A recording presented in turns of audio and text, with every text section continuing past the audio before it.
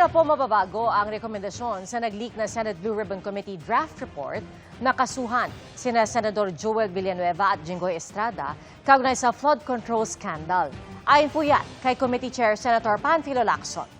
Tatalakayin bukas ng majority senators ang draft report na kailan po makakuha ng 11 pirma bago ma-sponsor sa plenaryo. Nakatutok si Mav Gonzalez.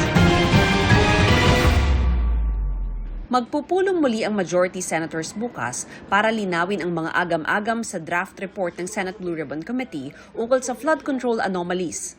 I hope so.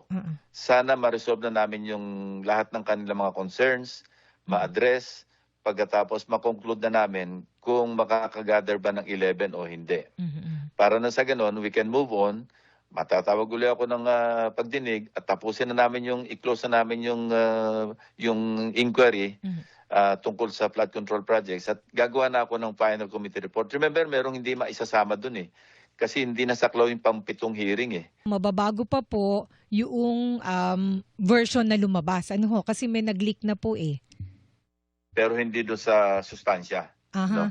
Yung ang napag-usapan namin, at least nung Miyerkules, yung paggamit ng appropriate language doon sa mga ibang paragraphs na napansin nila na pwede pa i-improve. Sa nag-leak na draft report, inirekomenda ng komite ang pagsasampa ng reklamo laban sa ilang senador, kongresista at iba pang opisyal ng gobyerno.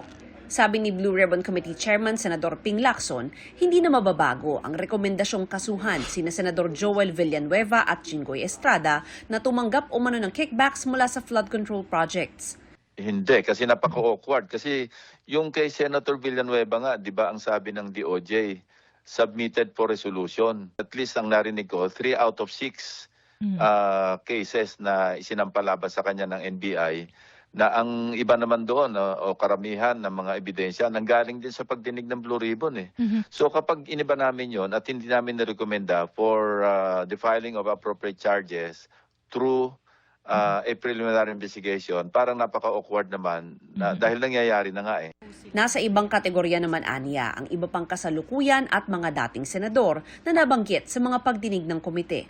While nabanggit yung pangalan nila, walang kalaman-laman, kundi yung pagkabanggit lang ng pangalan na di umano, nagbigay yung si Yusek Bernardo sa dating staff ni Senator Binay, nagbigay dun sa dating staff ni Senator Grace Poe. Ganon din yung kay Senator Villar eh. Nasabi lang na nagdala ng pera sa ganon, pero wala yung pinagbabasihang ibang ebidensya. Kaya actually wala nga kami masabing recommendation doon except na binanggit yung kanilang mga pangalan.